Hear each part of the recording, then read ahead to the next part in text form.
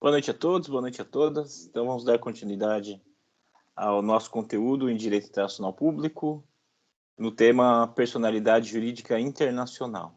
Então, na aula da semana passada, nós começamos esse tema falando dos diversos sujeitos de direito internacional, e hoje nós vamos focar nas organizações internacionais. Nós vamos falar hoje, vamos falar na semana que vem, sobre organizações internacionais, ou mais especificamente, as chamadas organizações intergovernamentais.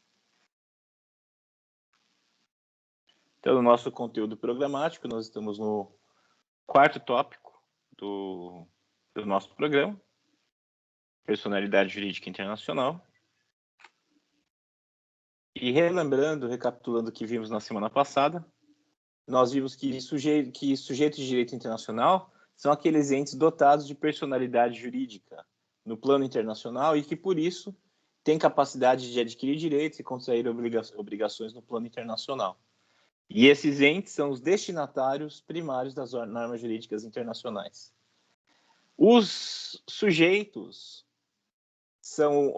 originários são os estados, né? Então, o direito internacional começa com os estados têm personalidade jurídica originária no direito internacional, e depois foram sendo agregados outros sujeitos, as organizações internacionais, que existiam desde o século XIX, mas apenas na metade do século XX passam a ter reconhecido a sua personalidade jurídica internacional.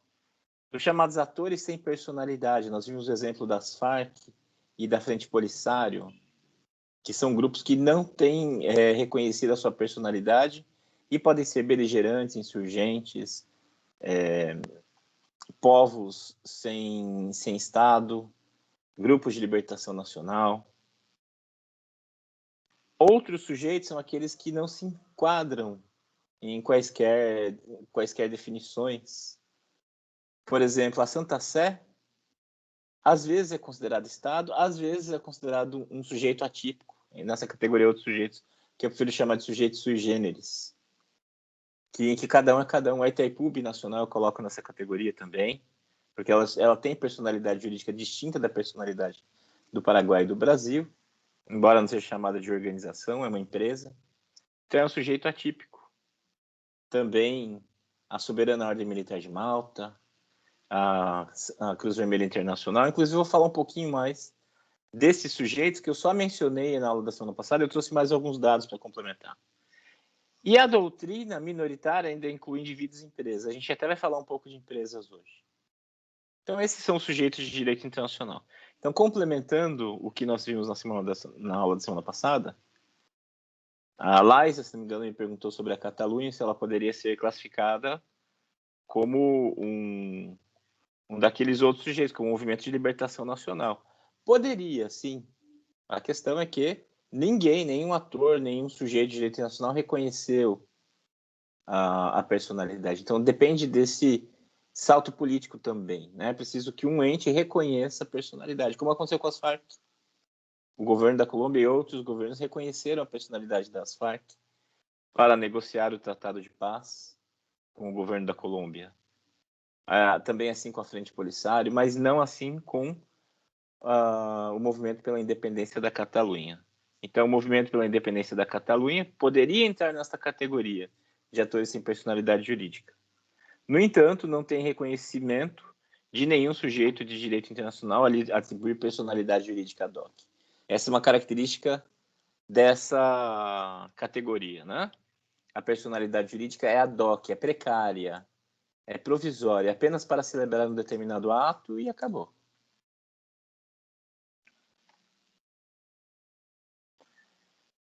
Não sei se vocês conhecem o Abraham de Vargas. Ele é formado pela UniOeste e ele fez o TCC sobre o tema das Farc. Eu o orientei, ele concluiu em 2018. Então, o título do TCC é O papel dos atores paraestatais no direito internacional público, o caso das Farc. O resumo. A presente monografia tem por objetivo analisar a participação dos sujeitos no direito internacional público e as relações entre eles estabelecidas no âmbito internacional. Entre os sujeitos internacionais, podem-se citar os Estados, organizações internacionais e indivíduos. Não obstante, indagar-se-á sobre o papel exercido pelas Farc vez que buscaram, através do conflito armado, o status de beligerante. Concomitantemente, serão estudados os reflexos no âmbito internacional das ações do grupo guerrilheiro. Para tanto, a metodologia empregada integra-se no estudo bibliográfico de obras, baseando-se em autores do ambiente do direito internacional, em parceria com os autores do âmbito das relações internacionais, em matérias jornalísticas e demais fontes indiretas, tais como artigos científicos e notícias veiculadas na mídia que compreendem o tema. Eu vejo um TCC sobre essa matéria, que eu tive a honra de orientar, né? A Cruz Vermelha, eu apenas mencionei, falei um pouquinho, aqui trago alguns dados da Cruz Vermelha. Esse é o símbolo da Cruz Vermelha, que é o negativo da bandeira da Suíça, né? A bandeira da Suíça tem fundo vermelho e a cruz branca, né? Essa é a Cruz Vermelha com fundo branco e a cruz em forma de mais. Então, em 1959, o Jean-Henri Dunant, um comerciante de Genebra, testemunha a Batalha de Solferino, a batalha entre o Império Austro-Húngaro e a França, e horrorizado com o que ele vê, ele organiza, improvisa ali um acampamento médico e dá assistência a 40 mil soldados feridos. Ele não tinha nenhuma formação médica, de enfermaria, nem nada, né? Ele apenas fez algo que foi possível naquelas circunstâncias. Em 62, ele publicou o livro chamado Uma Lembrança de Solferino. Em 63, é fundada a Cruz Vermelha Internacional, por ele e por uma série de entidades e indivíduos voltados à prática da caridade e preocupados com essa questão de direito humanitário.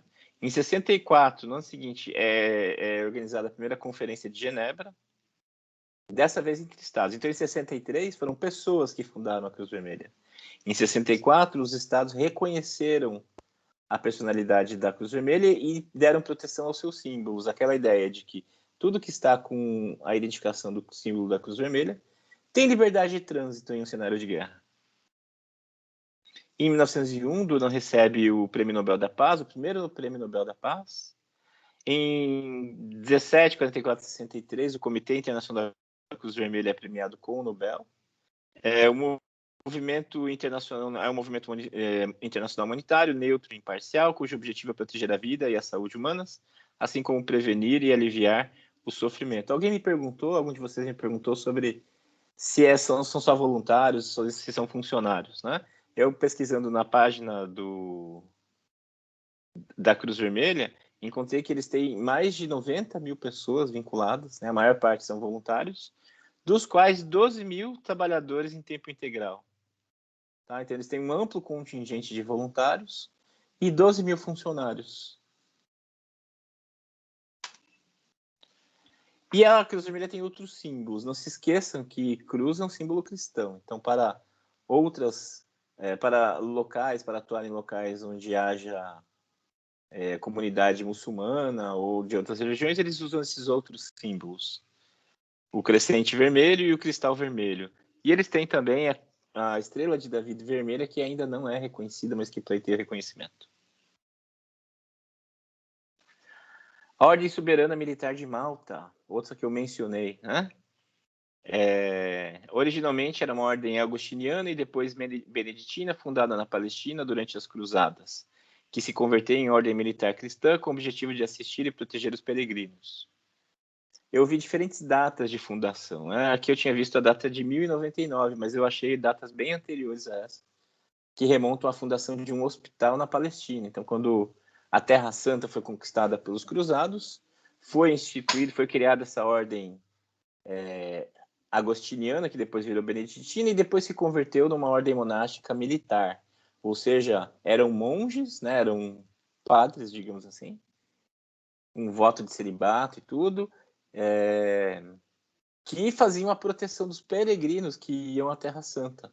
E eles tinham fortes, que eram chamados de hospitais, onde eles recebiam os peregrinos. Os peregrinos ficavam lá, dormiam, né, pernoitavam e depois seguiam o rumo até a Terra Santa. Essa ordem era chamada de Ordem do Hospital. E a Ordem do Hospital, ou dos Cavaleiros Hospitalários, que deu origem à Soberana Ordem Militar de Malta. Então, em 1113, teve uma bula papal que lhe deu autonomia. Em 1136, a função militar foi atribuída pelo Papa para defender o Santo Sepulcro. Em 1291, depois da queda dos últimos reinos cristãos na Palestina, eles se mudaram para o Chipre, depois para Rhodes, depois para Malta, onde eles foram expulsos por Napoleão. E desde 1834 eles estão instalados em Roma. Eles mantêm o nome de Malta, mas faz muito tempo que eles não estão em Malta. E atualmente é uma organização humanitária que dirige hospitais e auxilia deficientes, idosos, refugiados, crianças sem teto, doentes terminais e doentes de hanseníase. Eu ia recomendar uma leitura para vocês. O Papa contra os Cruzados foi mais uma conspiração. Intervenção de Francisco na Ordem de Malta lembra um passado glorioso que até hoje alimenta apaixonados pelo poder de sociedades secretas. Vou deixar aí a sugestão de leitura para vocês, uma notícia sobre uma intervenção do Papa na Ordem de Malta. Não lembro se eu comentei semana passada, mas a história foi a seguinte: a Ordem de Malta tinha um programa assistencial. Eu achava que era na Tailândia, mas eu fui ver em outro país ali do Sudeste Asiático. Agora eu não lembro mais qual é. E nesse programa tinha fornecimento de preservativos. Aí o presidente da Ordem de Malta dispensou o secretário, né, responsável por esse programa. Aí o Papa não gostou, interveio na Ordem, exigiu a reintegração daquele funcionário e exigiu a demissão do grão-mestre da Ordem. E o grão-mestre obedeceu e se demitiu. Isso foi considerado uma intervenção do Papa, coisa que não se fazia há muito tempo. E isso até levanta o questionamento, né? A soberana Ordem Militar de Malta é soberana? Até que ponto, né? Isso daria um artigo científico, analisando os estatutos da Ordem e tudo mais. A Santa Sé, que é o nome oficial do Vaticano, Santa Sé é o nome oficial e Vaticano é o nome da sede apostólica. É a sede da Igreja Católica. Então, para nós, é Santa Sé. Ela tem suas origens nos estados papais, que existiram de 756 até 1870, quando foram anexados pela Itália. O Papa, desde então, se considerou prisioneiro da Itália, e os papas seguintes ficavam reclusos no Vaticano, se dizendo prisioneiros da Itália, até que o Papa Pio XI firmou um tratado, o Tratado de Latrão, com Benito Mussolini, no ano de 1929, no qual houve um reconhecimento mútuo. Veja só, porque o Papa não reconhecia a Itália, e a Itália não reconhecia a autoridade do Papa. Aí houve um reconhecimento mútuo de soberania, sendo que a Itália passou a reconhecer a soberania do Papa dentro das muralhas do Vaticano.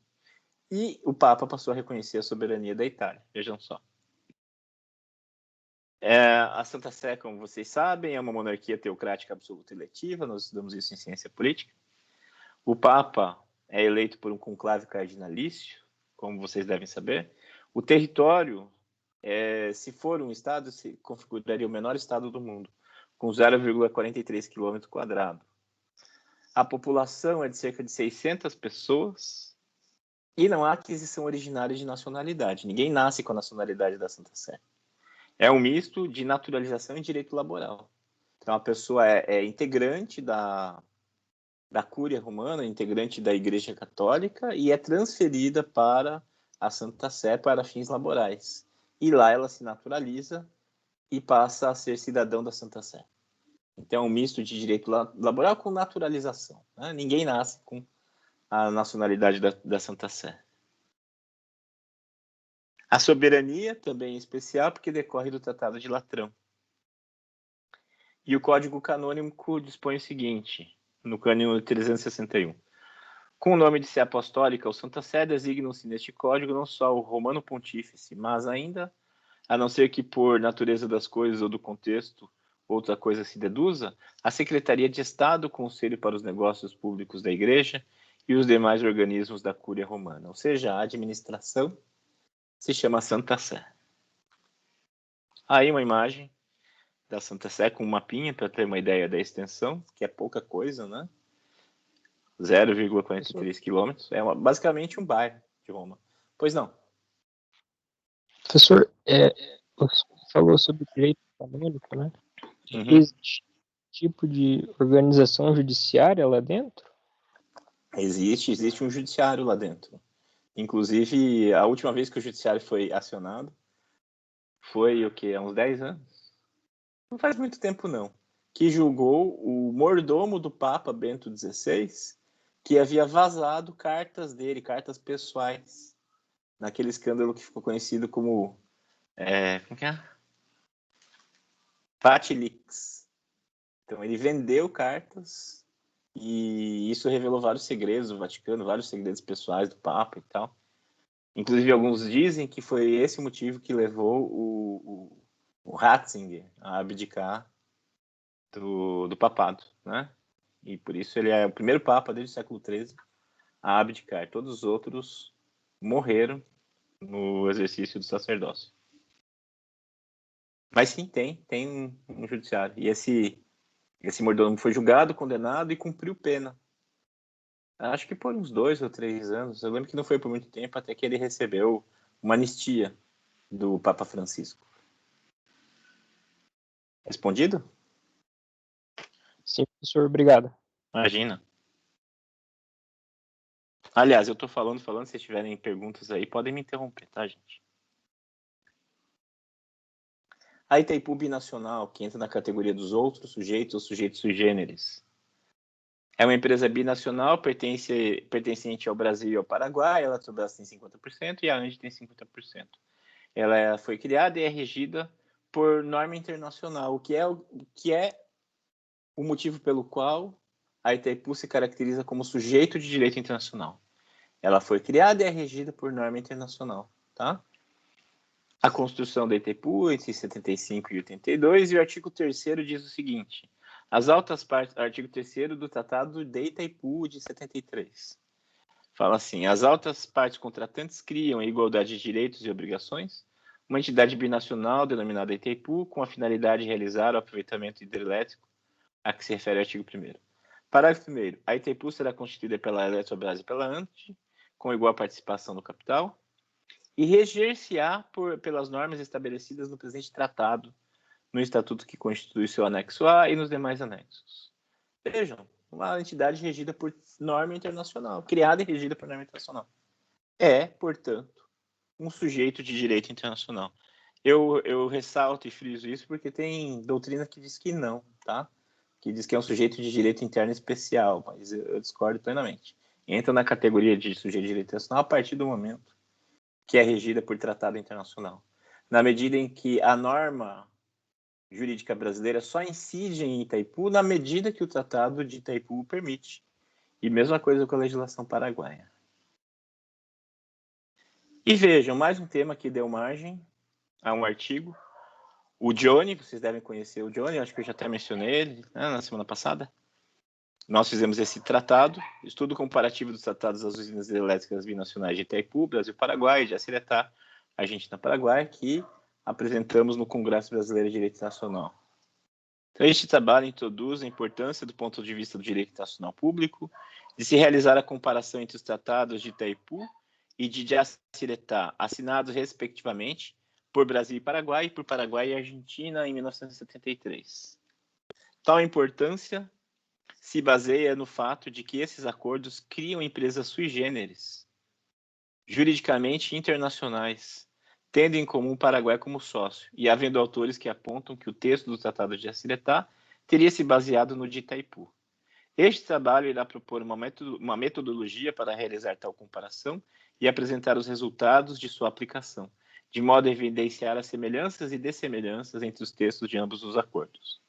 Tendo em vista a iminente revisão do anexo C de ambos os tratados, devendo a do de Jaciretá anteceder a do de Itaipu, é possível que o resultado obtido na renegociação de Jaciretá venha a influenciar a de Itaipu.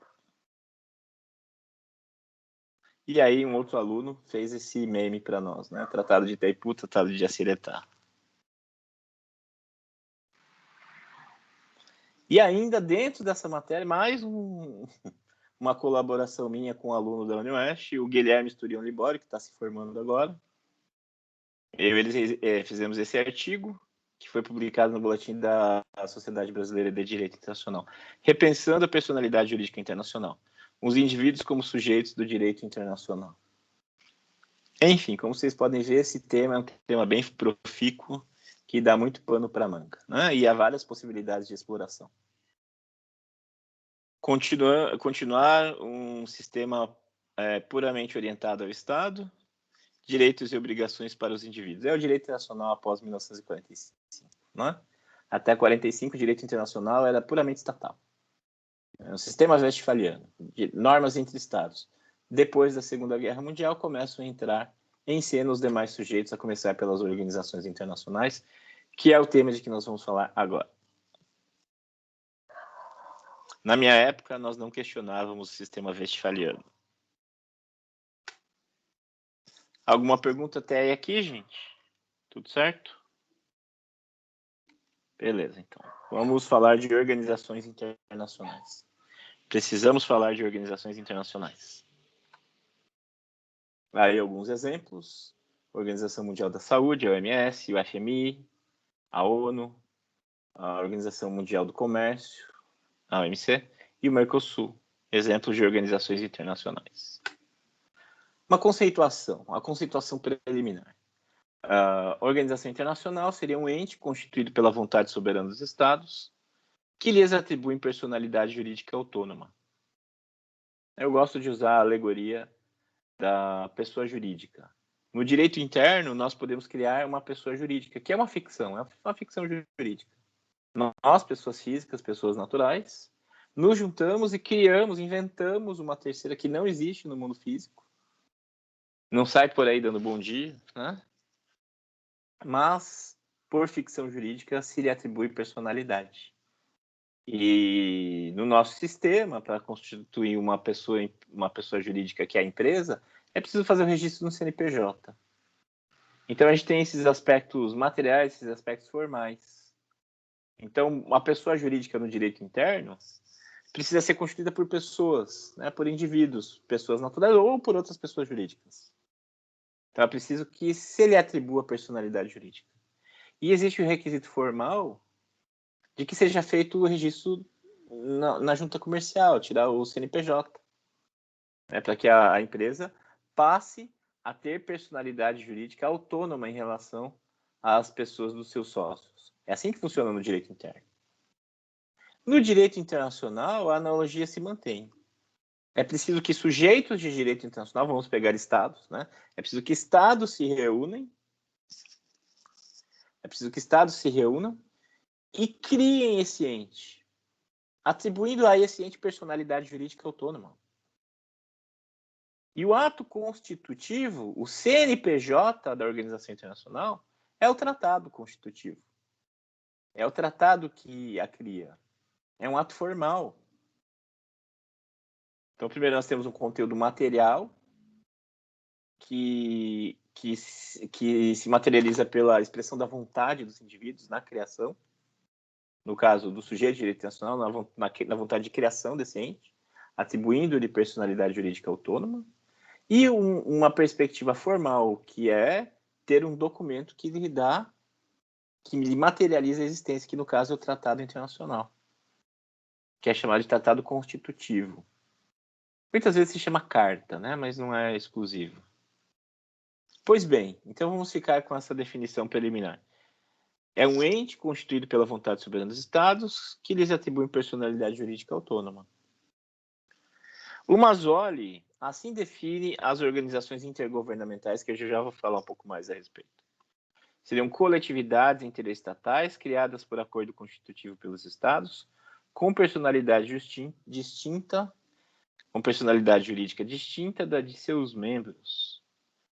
Seitenfus, que é do direito internacional, mas tem mais pé nas relações internacionais do que no direito internacional. Ricardo Seitenfus, que é do Rio Grande do Sul, diz que as organizações internacionais são sujeitos imediatos ou secundários do direito internacional. Aí a minha alegoria com pessoa jurídica de direito internacional, tratado constitutivo como CNPJ. Categorias. Essa é uma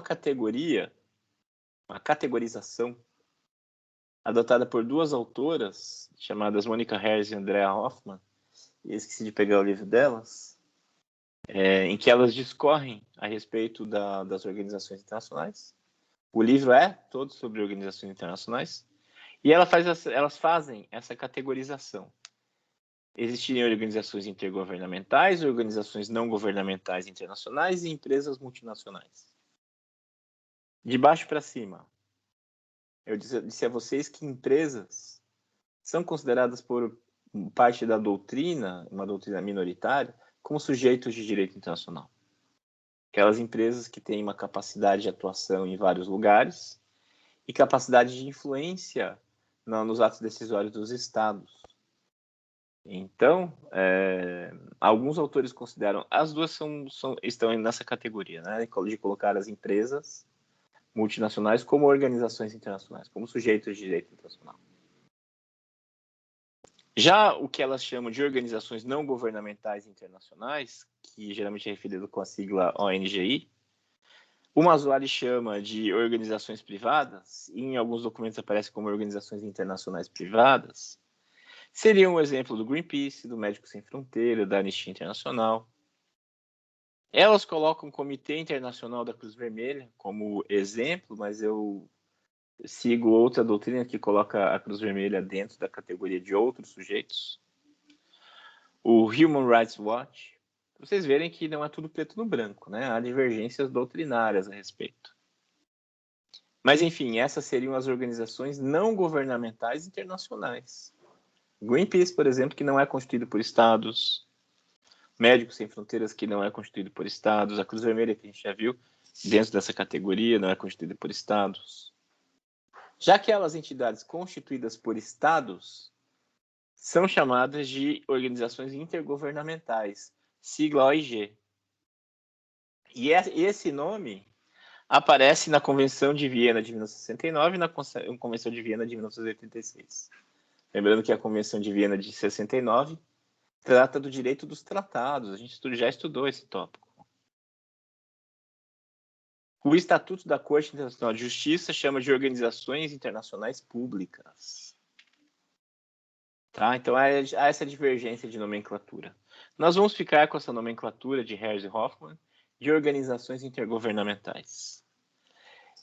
Com a seguinte observação: as organizações intergovernamentais são associações entre estados, não entre governos, tá? O nome pode levar a uma inferência incorreta.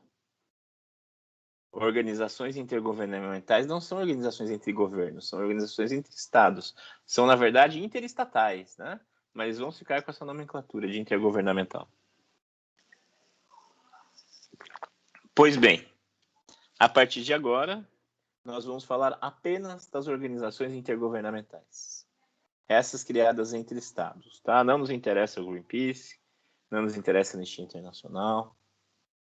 Agora, para fins da aula, interessam-nos apenas aquelas entidades criadas por estados que lhes atribuem personalidade jurídica internacional, chamadas de organizações intergovernamentais. As origens dessas entidades, dessas organizações intergovernamentais. As suas origens remontam ao século XIX. Então, eu já até apontei isso para vocês. Elas existiam desde o século XIX, mas até a metade do século XX, até o pós-Segunda Guerra Mundial, ainda não se sabia muito bem o papel delas. Então, no século XIX, os países europeus costumavam realizar conferências diplomáticas. Só que eram conferências pontuais e descontínuas. Então, quando havia um tema de interesse mútuo, um tema de interesse de vários países, um dos países tomava a iniciativa de convocar a conferência, chamando outros países a participarem, ele que convidava, ele que organizava tudo, né? Era como uma espécie de beneplácito dele, ele tomava a iniciativa, ele que fazia tudo. Os outros países acatavam ou não o convite, acorrendo essa conferência, onde eram realizadas negociações e criava-se um tratado sobre um determinado tema. Então, isso aconteceu várias vezes ao longo do século XIX. Só que essas conferências eram descontínuas, eram eventuais, né? Por exemplo, um tema que eu estudei, e que hoje não estudo mais, é o da propriedade intelectual. Então, os países, querendo chegar a um entendimento sobre propriedade intelectual, direitos de autor, patente, resolveram realizar uma conferência, realizaram a Conferência da União de Paris, a CUP, de 1873, se não me engano, onde foi realizado um tratado que estipulou as bases do direito da propriedade intelectual. E assim como esse, foram realizadas outras conferências, né? E sempre dependentes da iniciativa de algum país que convidasse outros, dependente também do aceite dos outros países, o que denotava um pouco do prestígio do anfitrião, né? Então foram realizadas várias conferências. Com o tempo, esses países começaram a ter a percepção de que seria menos oneroso e mais prático instituir órgãos internacionais permanentes. Em vez de toda vez criar toda uma estrutura, né, nova para a conferência, para tratar daquele tema, começar tudo do zero, eles perceberam que era mais econômico, né, manter uma estrutura permanente. E então essas estruturas permanentes foram dando origem a secretariados autônomos que tinham competências próprias, como por exemplo preparar a agenda dos encontros, a organização do encontro, a memória das decisões, porque em vez de toda vez chegar numa conferência e começar tudo do zero, né, mantinha-se uma memória, um memorial do que foi decidido antes. Não havia grandes pretensões. Não havia. Eram pontuais e descontínuas.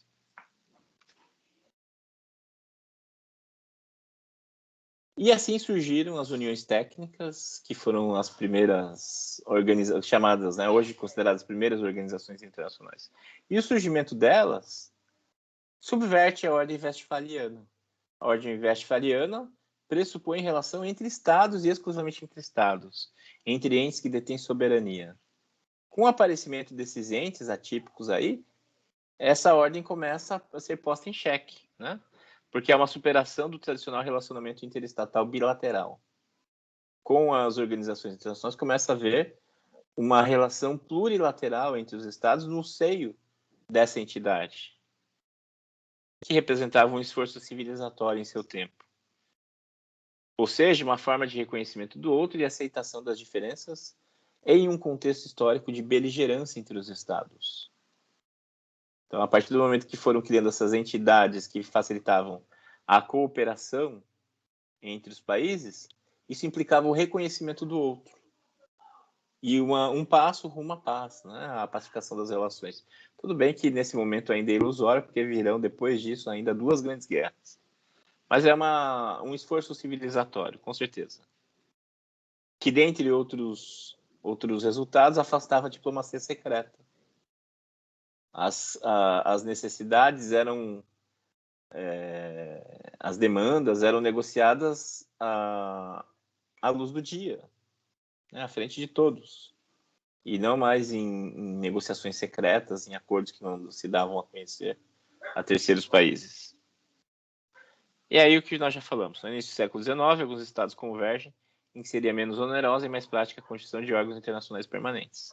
Até então, reuniam-se em conferências diplomáticas de maneira pontual e descontínua. A periodicidade das conferências fez surgir um mínimo de institucionalidade.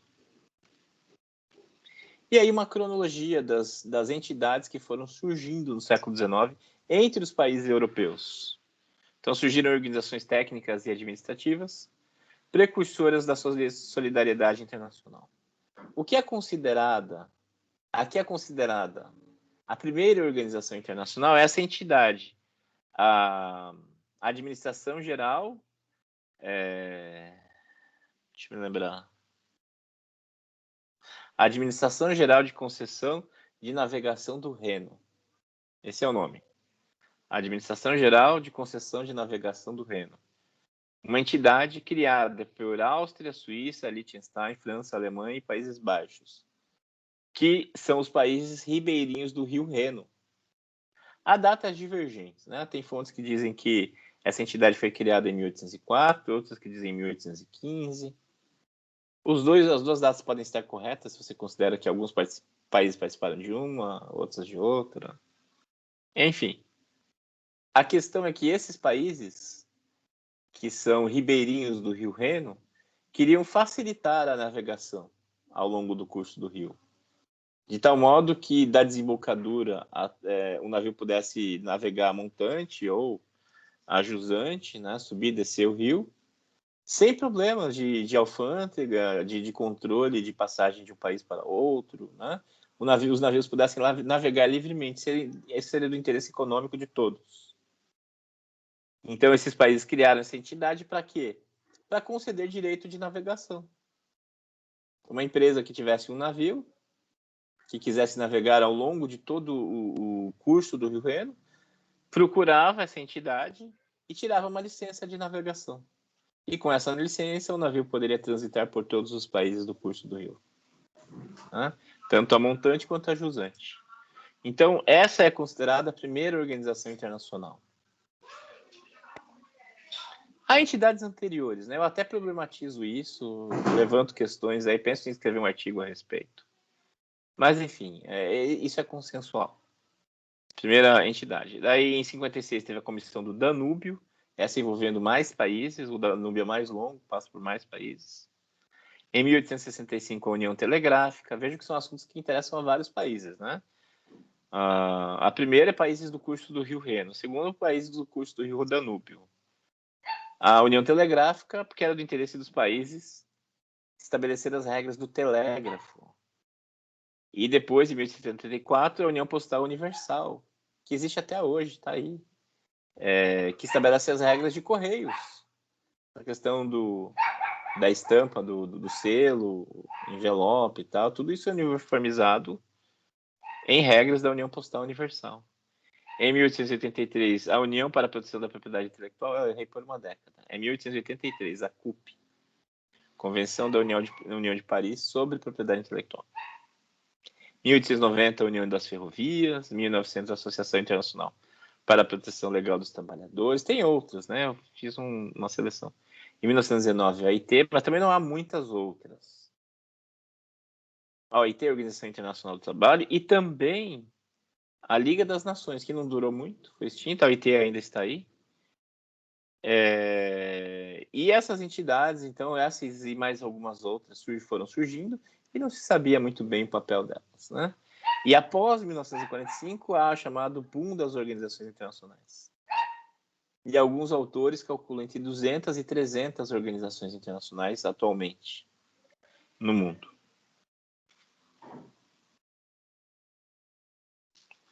Harris e Hoffman, as nossas autoras de referência, discorrem sobre as chamadas fases ideológicas das organizações intergovernamentais após a Segunda Guerra Mundial. Então, as organizações teriam passado por diversas fases com características diferentes depois da Segunda Guerra Mundial. A primeira fase seria o funcionalismo, logo após a Segunda Guerra Mundial, num contexto em que a rivalidade entre os vencedores da Segunda Guerra aflora, rivalidade entre União Soviética, Estados Unidos e demais países ocidentais. Nesse contexto, as organizações internacionais, no contexto da Guerra Fria, ou do início da Guerra Fria, a ideia de que as organizações internacionais manteriam uma relação direta com a sociedade sem intermediação dos Estados.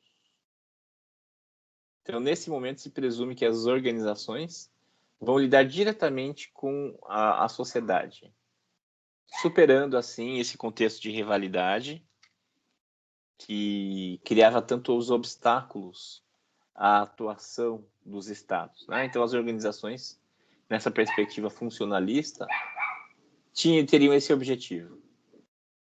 A segunda fase se identifica com o chamado desenvolvimentismo, nos anos 60.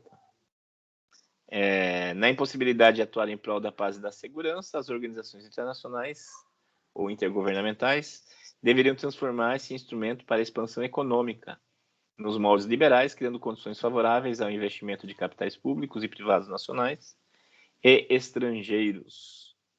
Então, como se viu que aquele aquela perspectiva inicial de organizações que atuariam diretamente com a sociedade não se materializou, começaram a se buscar a criação de organizações ou dar foco às organizações já existentes, no sentido de que elas auxiliassem os países no desenvolvimento econômico. Então é aí que começam a surgir entidades vocacionadas à integração regional, como a ALAUC, a Associação de Livre Comércio da América Latina, que depois foi substituída em 1980 pela ALAD, né? A ALAUC de 1960, a ALAD é de 1980. A Comunidade Andina de Nações, o Mercosul é um fruto tardio dessa perspectiva, a Comunidade Econômica Europeia desse contexto. Então, são criadas entidades, ou então são direcionadas entidades já existentes para se vocacionar a auxiliar os países no seu desenvolvimento econômico. Então, era uma perspectiva desenvolvimentista, criando condições favoráveis ao investimento de capitais públicos e privados, nacionais e estrangeiros. A terceira fase que as autoras identificam é o chamado transnacionalismo. As organizações internacionais teriam por objetivo facilitar a instalação de empresas transnacionais em países pobres, sem capacidade de investimento, presumindo essas empresas como elementos dinâmicos do processo de desenvolvimento. Então, o transnacionalismo, no caso, voltado para a livre circulação do capital. A quarta fase ideológica que as autores identificam é o chamado globalismo. Então, em face de recursos limitados e dos efeitos negativos dessa expansão econômica incessante para o meio em relação ao meio ambiente, crescimento zero e controle demográfico, o que significava a manutenção do status, que é abandono das políticas indutoras do desenvolvimento. Essa tese é rejeitada pelos países pobres. Então, nesse contexto em que há uma grave crise, né, tanto econômica quanto ambiental, as organizações internacionais, então, estariam vocacionadas a atuar nesse contexto, de minimizar o impacto negativo dos problemas econômicos, sobretudo dos anos 80, anos 90, e do impacto ambiental. E a quinta fase seria a globalização, em que as organizações internacionais visariam diminuir o papel dos Estados em nome de forças transnacionais privadas, comércio, tecnologia e finanças. As organizações deveriam trabalhar por uma maior liberalização das relações internacionais, especialmente econômicas.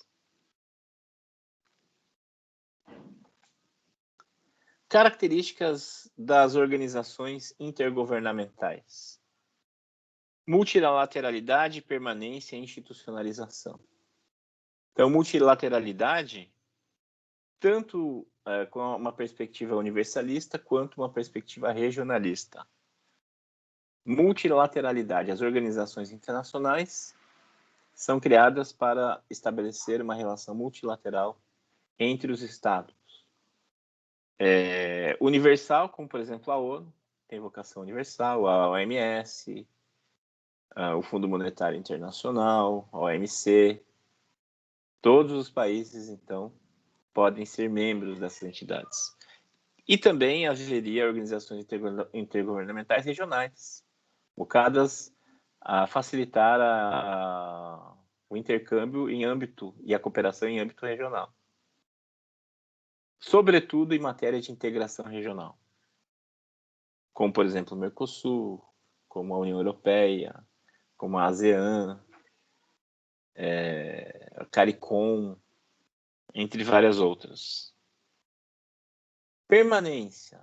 As organizações intergovernamentais tendem a ter uma estrutura permanente, com uma sede fixa em algum país. Celebra-se um acordo de sede entre a organização intergovernamental e um determinado Estado que aceita recebê-la.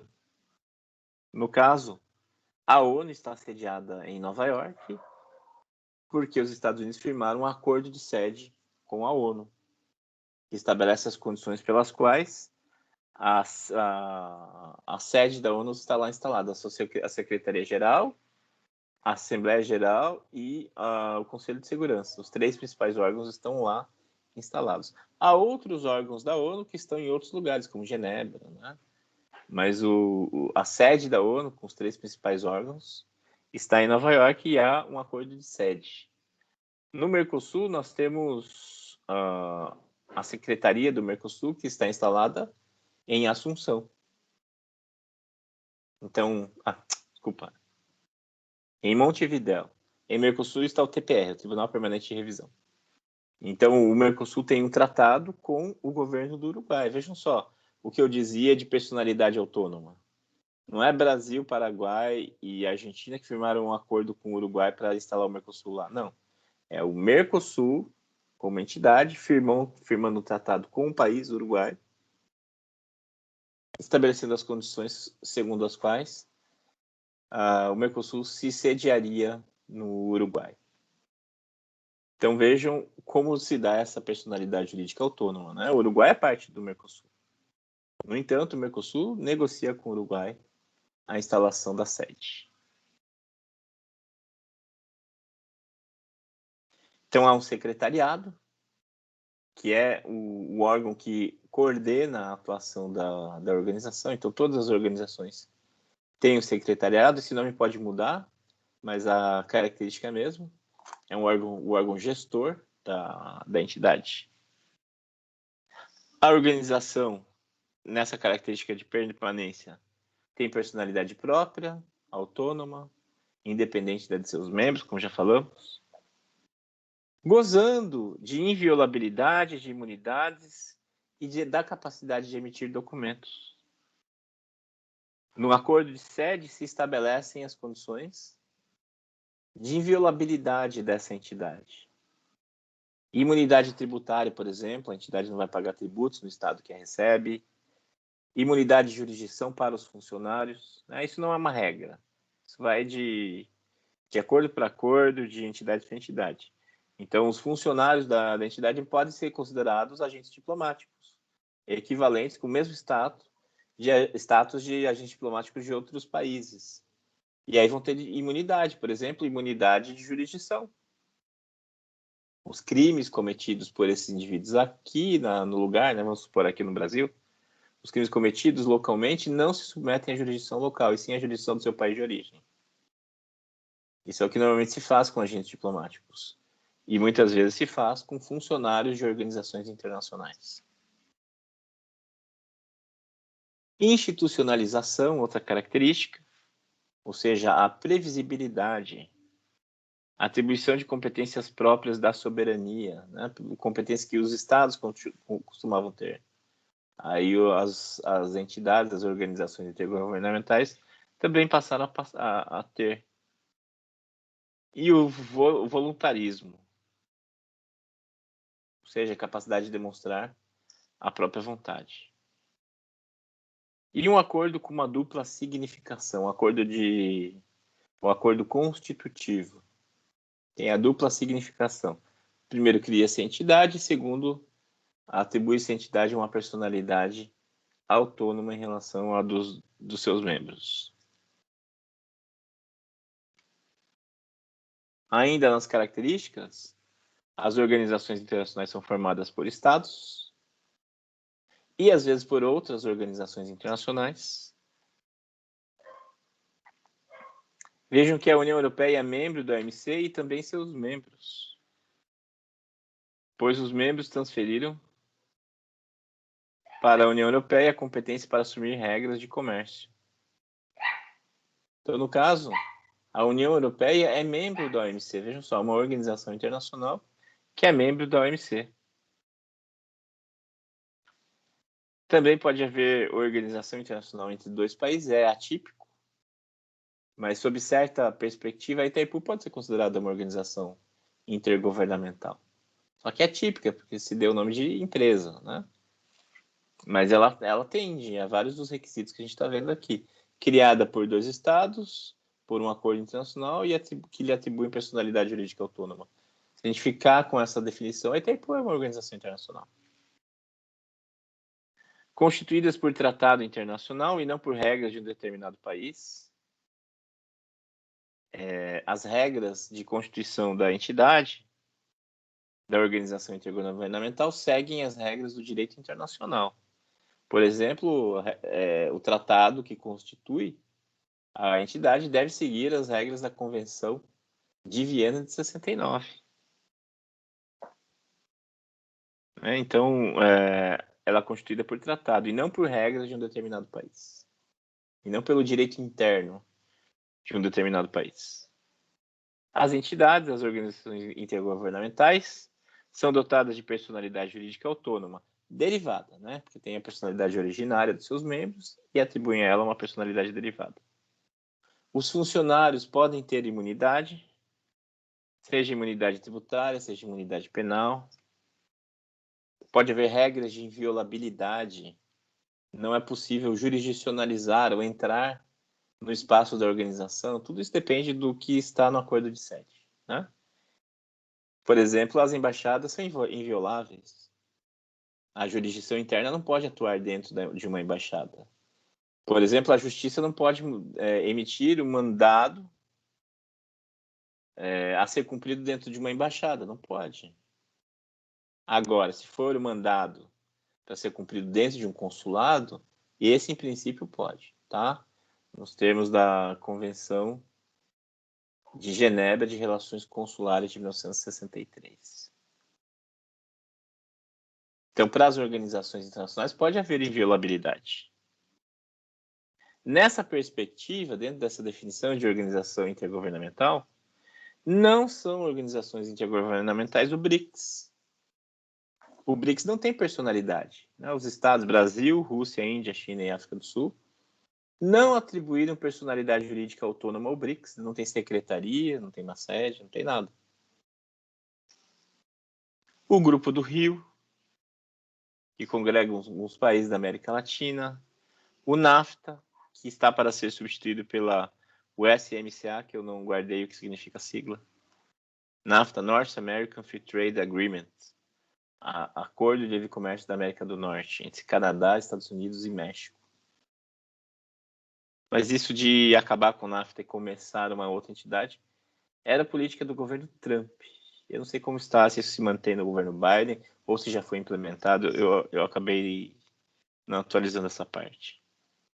O ProSul, que é o Fórum para o Progresso e Desenvolvimento da América do Sul, é uma organização internacional. O Mercosul, desculpa, o Fórum não é uma organização internacional, perdão. E o Mercosul, entre 91 e 94, não era organização intergovernamental.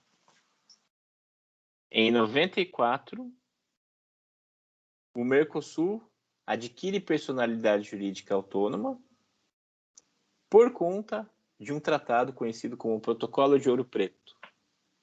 O POP 94, né? Protocolo de Ouro Preto. Famoso POP. Que atribuiu personalidade jurídica autônoma ao Mercosul. Até então, entre os anos de 91 e 94, o Mercosul não era organização. Ele era apenas uma área de livre comércio criada entre os 4 países fundadores, Argentina, Paraguai e Uruguai, além do Brasil. O Mercosul se torna organização internacional, organização intergovernamental, apenas em 94 e assim tem sido desde então. Diferenças entre estados e organizações internacionais. São várias, mas Paul Reuter diz que entre estados, embora existam desigualdades quantitativas, há uma fundamental igualdade qualitativa. Já entre organizações intergovernamentais, haveria desigualdades tanto quantitativas quanto qualitativas. Olha que interessante o que o Paul Reuter nos fala. Então, entre estados, haveria desigualdades quantitativas. Tamanho do território. Em estados muito grandes, como o Brasil, como a Rússia. Estados muito pequenos, como Mônaco, Liechtenstein, Andorra, Nauru, Tuvalu. Países muito ricos, países muito pobres. Países militarmente poderosos, países hipossuficientes em matéria militar. países politicamente poderosos, países que são párias internacionais. Então, haveria desigualdades quantitativas entre os estados. Mas entre todos eles, diz o Paul Reuter, haveria uma igualdade qualitativa fundamental. Então, embora sejam muito diferentes, haveria algo muito parecido entre eles, né? Que a gente até pode discorrer: soberania, território, um povo, um ordenamento jurídico, né? Que nós entendemos por Estado. Agora, entre organizações internacionais, diz o Paul Reuter, haveria desigualdades tanto qualitativas quanto quantitativas, no sentido de que as organizações são muito diferentes entre si.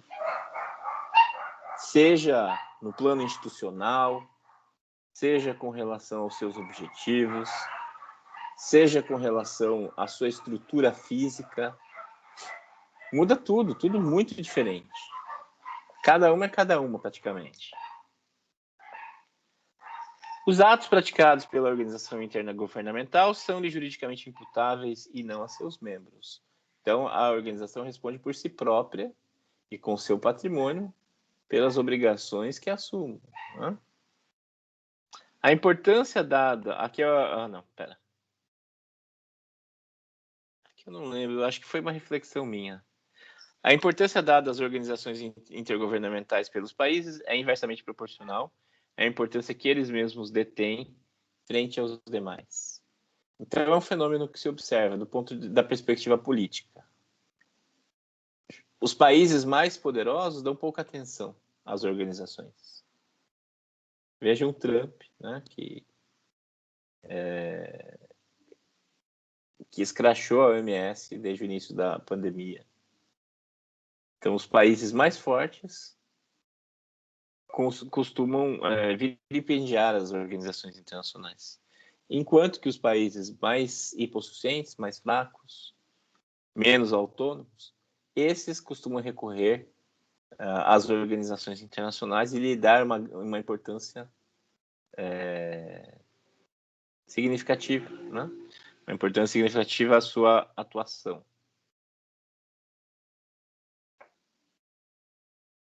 Eu tô me lembrando de fragmentos de um texto que eu li sobre... Deixa eu me lembrar agora. Nem me lembro quem é o autor. O custo hegemônico. É isso aí. O custo hegemônico. Os países mais poderosos pagam um custo pela hegemonia. Eles têm que ser atuantes, proativos, ter um exército de prontidão, né? Tem capacidade de resposta. Então, é o custo da hegemonia.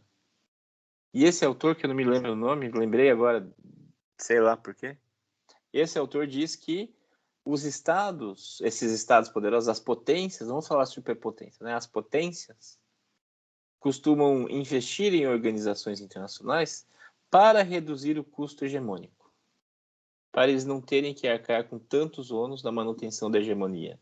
Então, a partir do momento que a implantação de um foro, né, uma institucionalidade multilateral, eles conseguem replicar a sua hegemonia dentro da estrutura daquela entidade.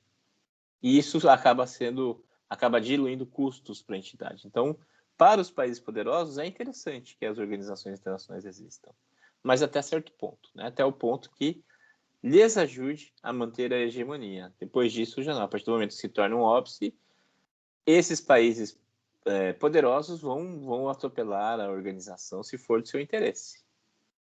É uma perspectiva realista de relações internacionais. Pegando o exemplo do que eu acabei de falar, os Estados Unidos na guerra do Iraque. Os Estados Unidos tentaram conseguir uma autorização do Conselho de Segurança para invadir o Iraque, logo depois do 11 de setembro. O Conselho de Segurança era o general Colin Powell, representante dos Estados Unidos, fez um discurso bastante contundente, né? Mas que não convenceu os outros membros do Conselho de Segurança, e o Conselho de Segurança não autorizou os Estados Unidos a invadir o Iraque, a fazer uma coalizão. E o que os Estados Unidos fizeram? Foram sozinhos, levaram a cabo, ignoraram a ONU. Claro, para dar um viés, uma roupagem de multilateralidade, eles fizeram uma coalizão internacional com o Reino Unido, né, que era o país mais poderoso de seus aliados, e um monte de países pequenininhos, países sem projeção bélica, enfim, só para dizer que era uma coalizão internacional de vários países. Mas países sem nenhuma projeção participaram. E os Estados Unidos fizeram o que quiseram, né? Ignoraram a ONU simplesmente e foram à guerra contra o Iraque. Mazzoli fala que as organizações intergovernamentais são uma realidade eminentemente jurídica e não fática, dado que não preexiste nenhum elemento material ao ato jurídico criador. Então, a organização internacional existe a partir do ato criador. É o que em linguística a gente chama de ato performativo, né? Tem um linguista chamado Austin, não me lembro o nome dele. Ele chama de atos performativos. É quando algo é feito apenas por se falar, né? Quando falar é fazer. Então, nessa ideia de atos performativos, as organizações internacionais são criadas a partir do ato performativo, que é o tratado constitutivo da organização. Antes disso, não existe nada, né? É o ato performativo que dá origem ao ser. Professor, Oi, pois não. um exemplo do que o senhor estava falando sobre quando uma potência começa a não ser mais lucrativo, né, para a potência ficar numa organização, não seria o Brexit? O quê? O Brexit? Ah, tá. A saída do Reino Unido.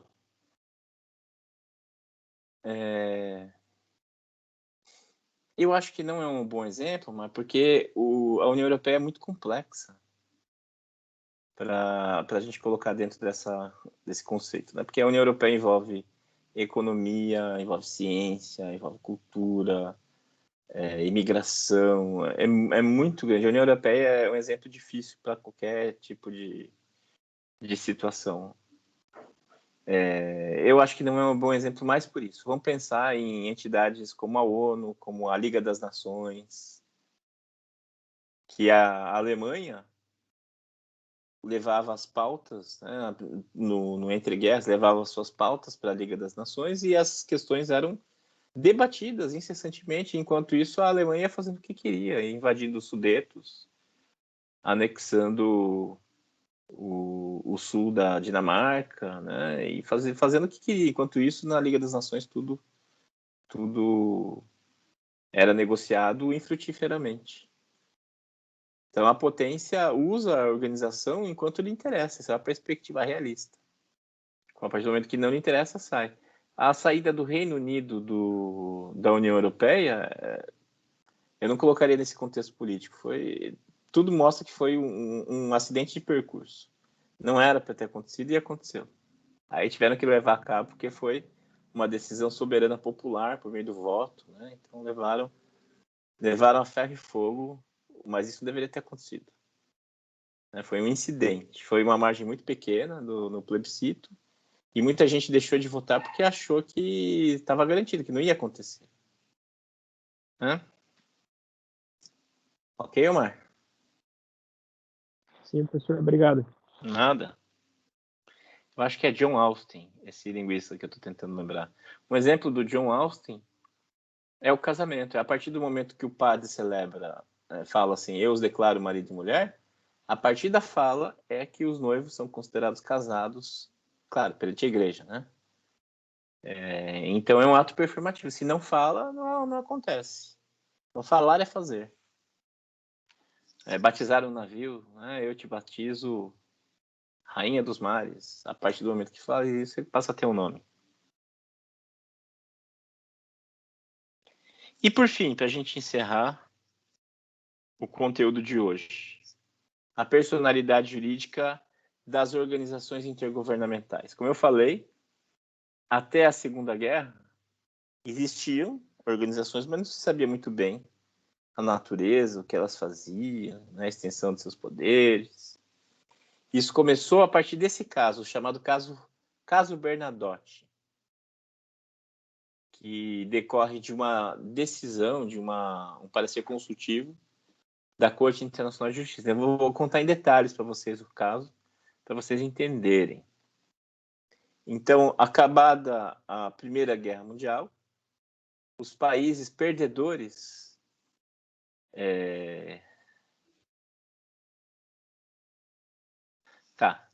os países perdedores da Primeira Guerra Mundial, que eram os impérios centrais, o Império Alemão, o Império Otomano, o Império Austro-Húngaro, perderam territórios, né? Foram desmantelados.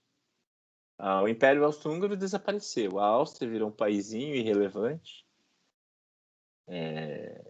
no contexto europeu. A Viena era uma capital política muito forte e a partir disso cai na irrelevância. E os seus pedaços são transformados em outros países ou anexados a outros países como a Iugoslávia. A Alemanha perde territórios, perde Alsácia-Lorena para a França, perde o corredor polonês para a Polônia, perde vários territórios. Os Sudetos para a Tchecoslováquia. E o Império Otomano?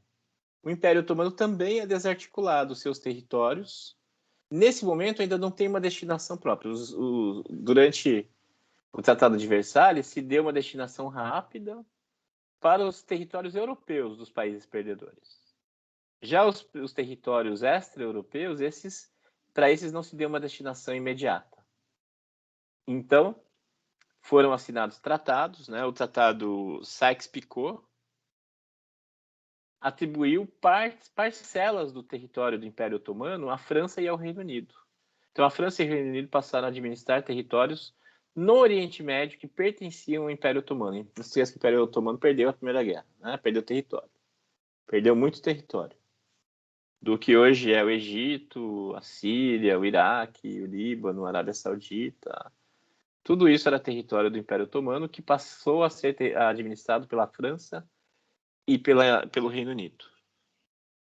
A Palestina estava entre esses territórios. Então, a Liga das Nações, criada em 1920, dá um mandato para a França e para o Reino Unido para administrarem esses territórios até que eles fossem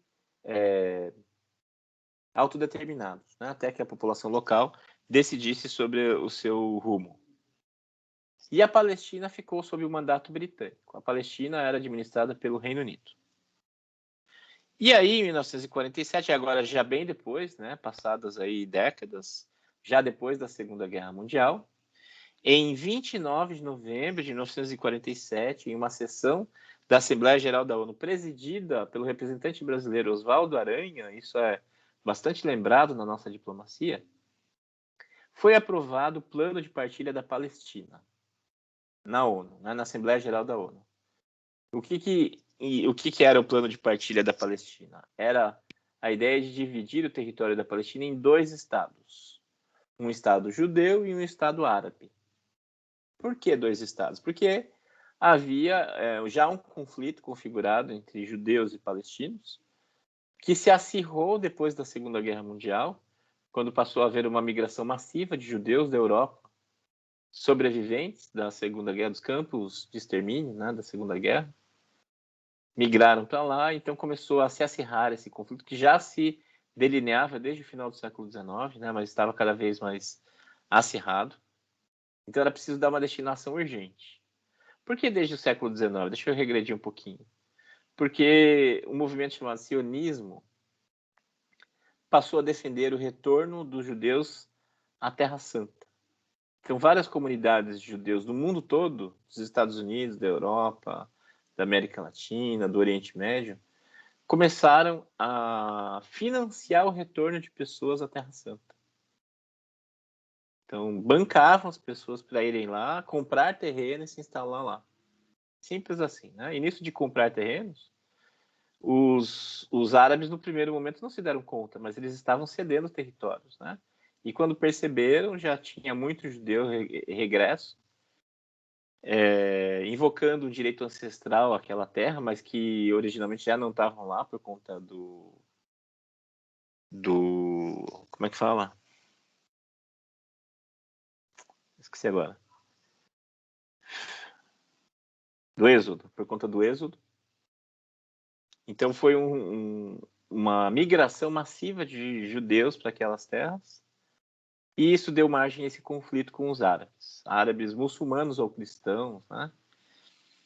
E aí era urgente resolver, a ONU votou o plano de partilha, nessa reunião presidida pelo Oswaldo Aranha, e aprovou um Estado judeu e um Estado árabe, sendo que Jerusalém passaria a ser uma cidade internacional controlada pela ONU. Tá? Aí o plano foi aprovado por 33 votos favoráveis, 13 contrários, 10 abstenções e uma ausência que foi da Tailândia. Professor, Pois não.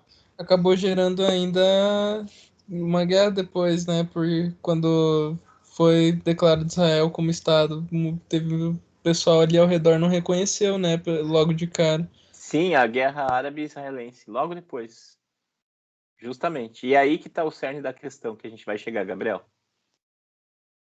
Então, o Israel se declarou independente no dia 14 de maio de 1948, poucas horas antes do fim do mandato britânico. Então, quando já estava para encerrar o mandato britânico, Israel se declara independente. Aí surge o Estado judeu. E isso se deu em meio a uma guerra civil entre judeus e árabes. A questão já estava bem acirrada. E tão logo Israel se tornou independente, teve início, como o Gabriel nos lembrou, a Guerra Árabe-Israelense de 1948, ou a Guerra de Independência, que durou de 15 de maio de 48 a 10 de março de 49. Veja, um país recém-independente, acabou de se tornar independente, e vários países, a Arábia Saudita, o Egito, a Jordânia, a Síria, o Líbano e o Iraque, se juntam e invadem o território de Israel. Aí Israel, armada pelos Estados Unidos, derrotou esses 6 países. Né? Então Israel, recém-fundada, derrotou sozinha esses 6 países.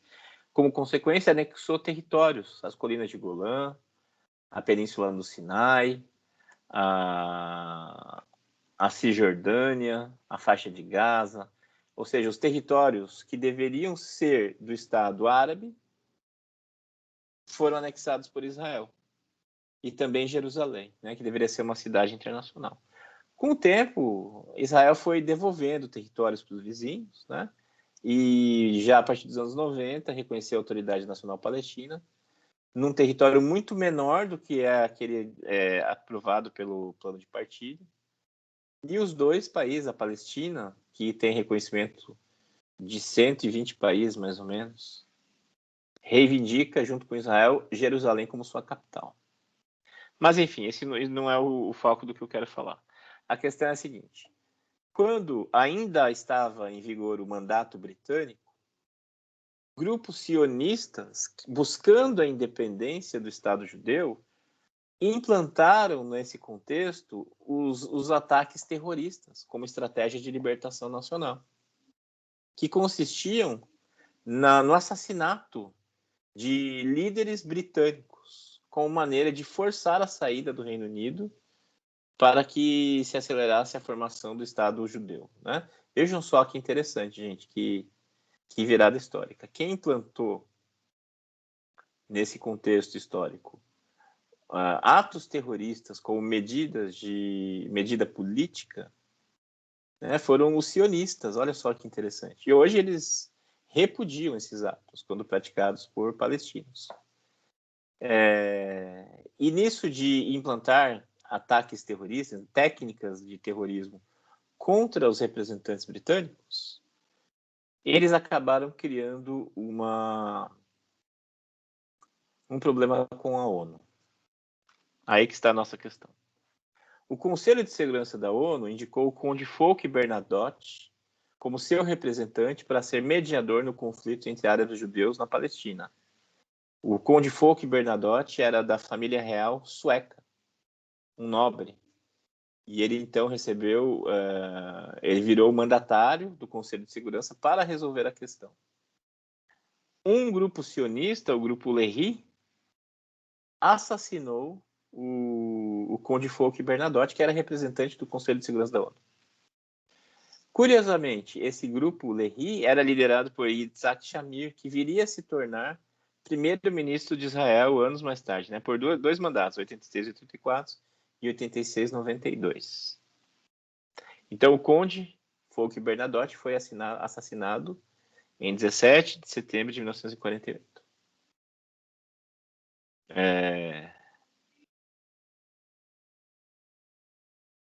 Israel já existia desde 14 de maio de 48. Ele foi morto em 17 de setembro de 48, ou seja, já existia o Estado de Israel. Aí a ONU interpelou Israel, exigindo investigação, punição e indenização pela morte do conde, seu representante. E Israel não estava se mobilizando para investigar, punir, né, os responsáveis pelos ataques. Israel, em resposta à ONU, alegou que não reconhecia a capacidade da ONU para interpelá-lo. O que é um tremendo paradoxo, né? E sem falar que é de uma falta de agradecimento enorme. Porque, veja bem, Israel se forma graças a uma resolução da ONU que permite a partilha a partilha da Palestina. Né? Então, Israel é viabilizada como Estado graças à ONU. Alguns autores chegam a dizer que Israel surge por um ato da ONU. O ato de independência seria uma decorrência do ato originário e foi um plano de partilha. Agora, paradoxalmente, Israel não reconhece a ONU. Vejam só. Israel fala, eu não reconheço você, ONU, como um igual para me interpelar, me exigir qualquer coisa, e, portanto, eu não vou tomar providências. Em face disso, a ONU, por meio da resolução da Assembleia Geral de 3 de dezembro de 48, formula uma consulta para a Corte Internacional de Justiça, que, como vocês devem se lembrar, tem capacidade consultiva e contenciosa. Capacidade contenciosa resolve conflitos, lides, controvérsias entre Estados. Competência consultiva resolve perguntas, né? Questionamentos formulados ou por Estados ou pela própria ONU à Corte Internacional. Né? E os juízes emitiram um parecer consultivo em 11 de abril de 49, pelo qual a Corte reconhecia a personalidade jurídica internacional da ONU e, por extensão, das demais organizações internacionais. Então, desde esse parecer consultivo, se tem legitimado o reconhecimento da atuação da ONU como organização internacional, dotada de personalidade jurídica internacional, e, por extensão, das organizações internacionais intergovernamentais. Tem algum detalhe que eu esqueci desse caso? Acho que não. É um caso emblemático, né? Assim como existem no direito interno jurisprudências que marcam época, decisões que mudam tudo, essa é uma decisão emblemática. O caso Bernadotte, que não é uma decisão, é um parecer consultivo, para ser técnico. Acho que eu falar de mais alguma coisa, mas enfim. Algum comentário, turma?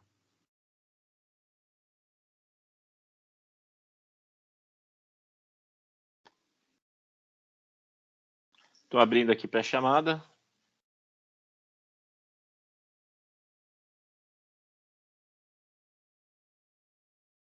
Quando eu abro o Teams, o meu note fica bem lerdo. Então eu devia ter aberto antes, mas enfim, me empolguei aqui.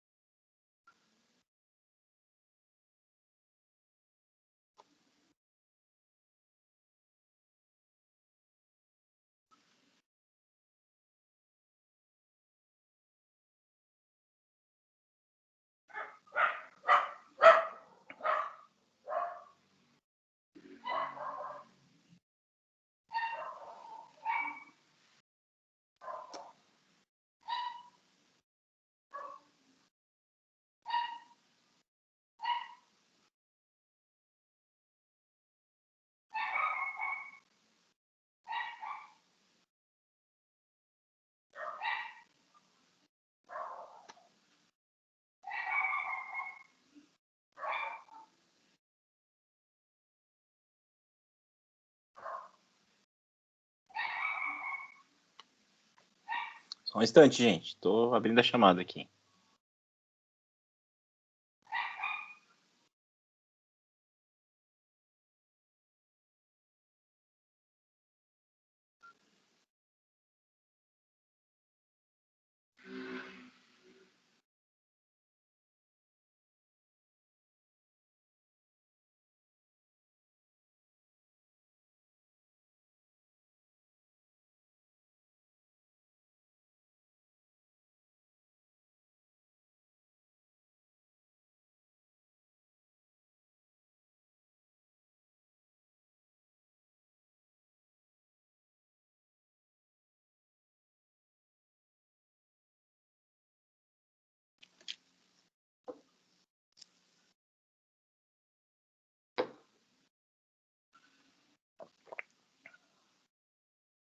Que coisa, hoje tá excessivamente lerdo aqui.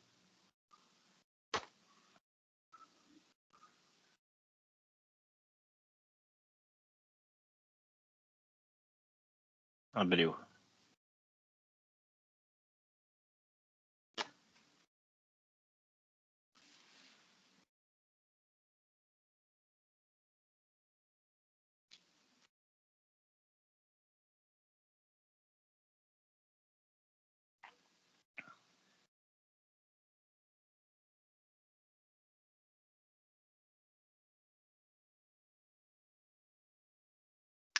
Chamada.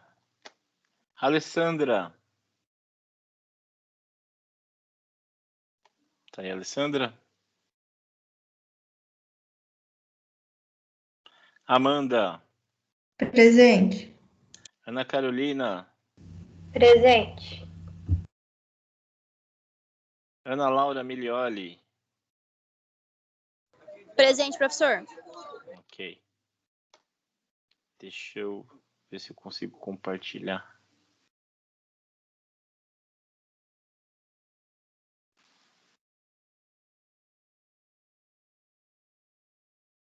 Ixi. Não foi uma boa ideia.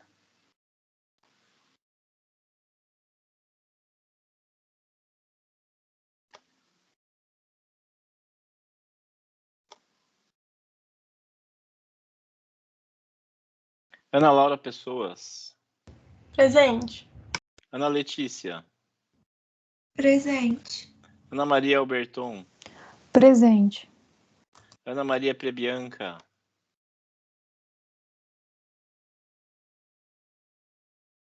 Cibele. Presente. Daniel. Presente, professor. Débora. Presente. Emanuele Tonolo. Presente. Emanuele Lima. Presente. Emerson. Emily. Presente. Flora. Gabriel Estevão. Presente, professor. Gabriel Novelli. Presente, professor. Gabriel Rabaioli. Presente, professor. Gabriela Alves. Presente. Gabriela Correia.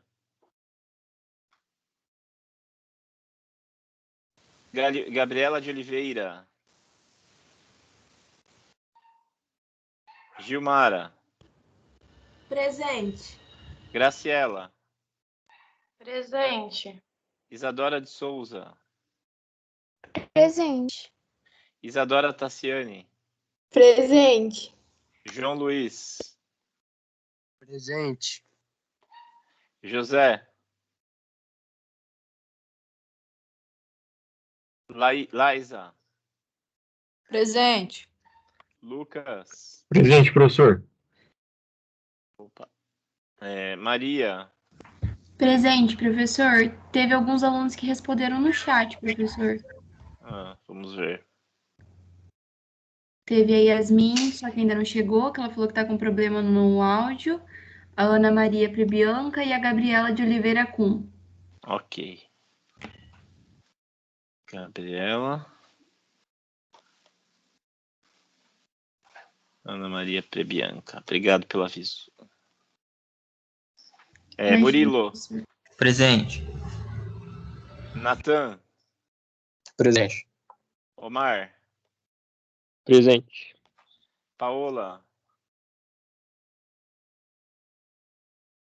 Pietro. Presente. Rafael. Presente. Vanessa.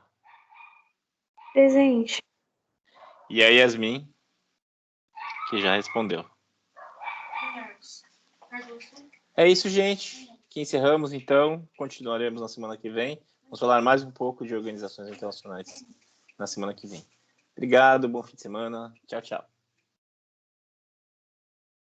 Um bom fim de semana, professor. Boa noite, professor.